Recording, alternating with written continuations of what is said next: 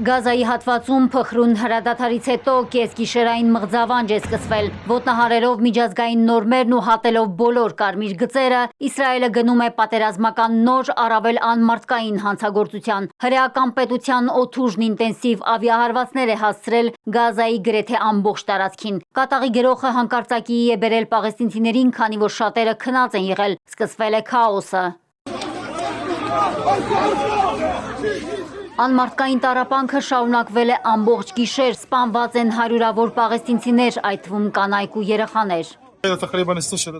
Ամբողջական ընտանիքներ են սպանվել, մարդկանց մարմինները մասերի էին բաժանվում, մեր շենքը փլվեց հարևանությամբ գտնվող մյուս շենքի վրա, մարդկանց դեռ դուրս են բերում փլատակներից։ Իսրայելցիների իրականացրած կոտորածի ծավալներն առավել տեսանելի են դարձել բժշկական կենտրոններում, ուր բերվել են և տուժածները, և սպանվածների մարմինները։ Դիահերձարանի տարածքները չեն բավականացնում զոհվածների մարմինների համար։ Նրանք ռումբեր են նետել փախստականների վրա, տասնյակ վիրավորներ ու նահատակներ ընկած են փողոցներում։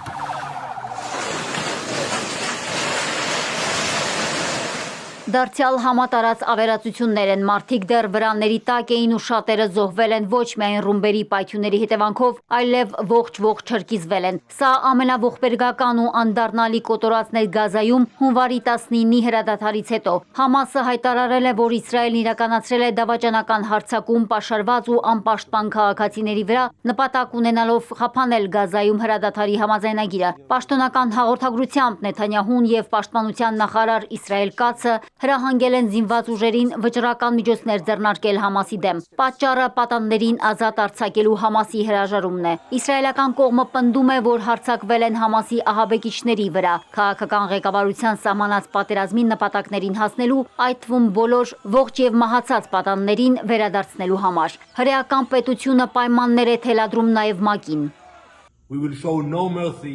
Մեր թշնամիների նկատմամբ գթասրտություն չի լինելու։ Հստակեցնելու համար կասեմ, Իսրայելը կանգ չի առնելու մինչև բոլոր պատանդներն ազատ չարձակվեն։ Եթե ուզում եք դադարեցնել Գազայի պատերազմը, պետք է ապահովեք պատանդների հայրենադարձությունը Իսրայել։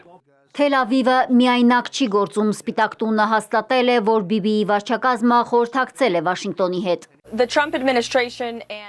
Իսրայելցիները Գազայի հատվածի գրողների վերաբերյալ խորհրդակցել են Թրամփի վարչակազմի ու Սպիտակ տան հետ։ Ինչպես նախագահ Թրամփն է հստակեցրել, Համասը, Հութիները, Իրանը, բոլոր նրանք, ովքեր ահաբեկում են ոչ միայն Իսրայելին, այլև Միացյալ Նահանգներին, պետք է վճարեն դրա համար։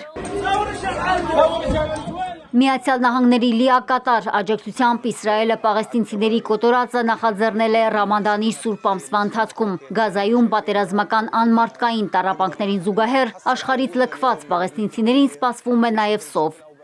Մարիկ Օստանյան, Էպիկենտրոն։